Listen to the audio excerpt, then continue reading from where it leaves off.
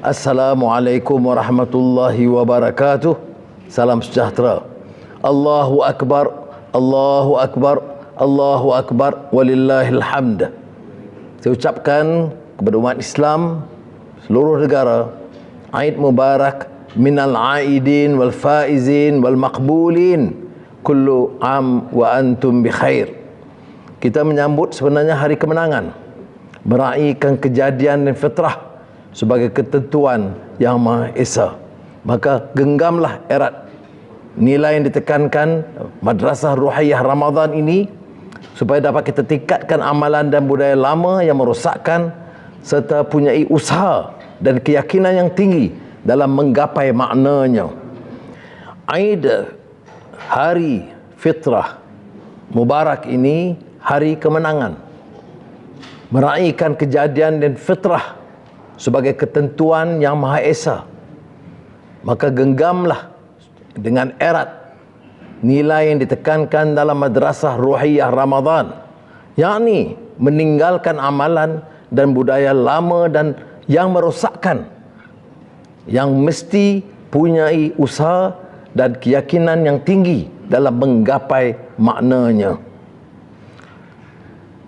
La ilaha illallah wahdah, sadaqa wa'dah, wa nasara 'abdah, wa azza jundahu, wa hazamal ahzaba wahdah. Pengakuan Allah SWT tentang mencapai dan mencatat kemenangan, dan kemenangan ini hanya dengan tekad kita mengangkat martabat diri, keluarga dan manusia, insan, ke tahap yang lebih baik, keadaan fitrah primordial yang disebut dalam doa kita sebentar tadi. Maka mudah-mudahan dapat kita capai apa yang dicita-citakan, seperti mana yang terangkum dalam firman Allah Subhanahu wa taala, in uridu illa al-islah mastata'tu wa ma taufiqi illa billah alaihi tawakkaltu wa ilaihi unib. Yang bermaksud, aku hanyalah bertujuan melakukan islah, pembaharuan atau perubahan atau reformasi sedaya upayaku, dan tiadalah aku beroleh taufik untuk menjayakannya melainkan dengan pertolongan Allah. Kepada Allah jualah aku berserah diri, dan kepadanya lah aku kembali. Surah Hud ayat 88. Perjuangan ini tentunya menuntut kesabaran dan kebijaksanaan, kerana kenyataan dalam hidup dengan pelbagai pancaroba menuntut hikmah, kebijaksanaan dalam tindakan yang kita lakukan. Perjuangan menuntut kesabaran dan perencanaan yang cermat, mengimbangi seluruh aspek tata negara dan kenegaraan. Kegopohan ini menjanjikan kegagalan. Kenanglah kisah Sayyidina Umar bin Abdul Aziz radhiyallahu an dengan anak-anaknya Abdul Malik bin Umar, tatkala beliau ditanya, wahai ayahandaku, mengapakah tidak kau laksanakan hukum dengan segera? Demi Allah, aku tidak kisah sekiranya seluruh dunia menentang kita demi perkara yang hak. Namun Umar Abdul Aziz dengan segala hikmah dan kebijaksanaannya menasihati anak-anaknya, la ta'jal ya bunayya, janganlah gopoh wahai anak-anakku. Sesungguhnya Allah Ta'ala mencela arak dalam Al-Quran sebanyak 2 kali, dan 3 kali ketiga barulah mengharamkannya. Sesungguhnya aku bimbang jika aku melaksanakan kebenaran kepada manusia secara total, keseluruhannya, nescaya rakyat akan menolak Islam secara keseluruhannya, sehingga tercetusnya fitnah. Dalam pentadbiran kerajaan hari ini, kita harus menimba pengalaman dan kebijaksanaan tokoh negarawan silam, supaya menghindar yang mudarat dan mengangkat serta mencipta manfaat. Kita tidak menuntut semata-mata perakuan dan kepujian. Malah teguran dan kritikan yang membina juga amat diperlukan dalam negara. Negara kita harus memupuk kebersamaan, nilai, supaya karamah insaniyah diperteguh. Sementara negara yang kita warisi ini banyak yang perlu diperbaiki dan memaknai maksud tingkat tertinggi Ramadan. Dalam konteks yang sama, ingin saya tegaskan bahawa negara ini memerlukan kekuatan semua pihak, semua wilayah, semua kaum, dan melonjakkannya ke tahap yang terbaik dan bermaruah.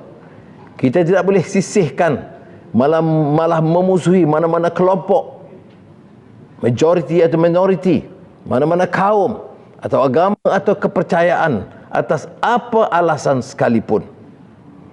Firman Allah Subhanahu wa taala, "Ya ayyuhan nasu inna khalaqnakum min dzakarin wa untha wa ja'alnakum syu'uban wa qabaila lita'arafu inna akramakum 'indallahi atqakum innallaha 'alimun khabir." Wahai umat manusia, sesungguhnya kami telah menciptakan kamu dari lelaki dan perempuan, dan kami telah menjadikan kamu berbagai kaum dan suku kabilah supaya kamu saling berkenalan antara satu sama lain. Surah Al-Hujurat ayat 13. Kerangka pembinaan bangsa ini tidak diberikan alasan untuk meremehkan kepentingan Islam sebagai agama persekutuan, meningkatkan pelaksanaan syariah di negara kita. Malah kita harus tegas, pasti, dan tidak kelihatan bertolak ansur dalam kesungguhan kita memupuk nilai dan membina negara yang bermaruah. Namun jangan kita anggap ini sebagai suatu sijil, peluang untuk meremehkan, menghina atau merusakkan kaedah, budaya dan cara hidup orang lain. Inilah perimbangan, keseimbangan yang perlu dipertahankan dalam semangat kita di Malaysia merayakan Hari Raya Aidilfitri Mubarak ini. Seperkara yang kita harus terima, inilah satu kepulauan Melayu, khususnya di Semenanjung Tanah Melayu, Sabah dan Sarawak, di mana sambutan Hari Raya itu, silaturahmi itu diucapkan dengan maaf zahir dan batin. Dia tidak ada di tradisi Arab, tidak di tradisi Afrika, tidak di tradisi umat Islam yang lain. Ya, dia tidak lari daripada inti tonggak mesej Islam itu sendiri. Jumpa, bermaaflah. Kita semua lakukan kesilapan dan kelemahan. Jangan kita terlalu sombong untuk mengaku bahawa kita sudah sempurna. Ada keterlanjuran, ada kata-kata kesat, ada kemarahan. Maka ambillah peluang ini, maaf zahir batin dengan keikhlasan yang terpancar dari hati nurani kalbu sendiri. Dan ini juga yang ingin saya sampaikan kepada seluruh umat Islam dan rakan-rakan kita dalam masyarakat Malaysia seluruhnya, yaitu memohon maaf seandainya ada keterlanjuran kata, ada kesilapan bahasa ataupun yang telah menyentuh perasaan rakan-rakan dan saudara mara. Akhirul kalam, kita doa supaya kita punya kekuatan yang cukup membina perpaduan, merancak pertumbuhan, kasih kepada yang melarat, memperkasa rakyat dan menjelmakan kejayaan. Malaysia mesti terus kuat dan makmur. Selamat Hari Raya Aid Mubarak kepada seluruh umat Islam, dan kepada yang akan melakukan perjalanan ke kampung halaman, pandulah dengan cermat, paculah dengan sifat kasih kepada yang tersayang. Wassalamualaikum warahmatullahi wabarakatuh.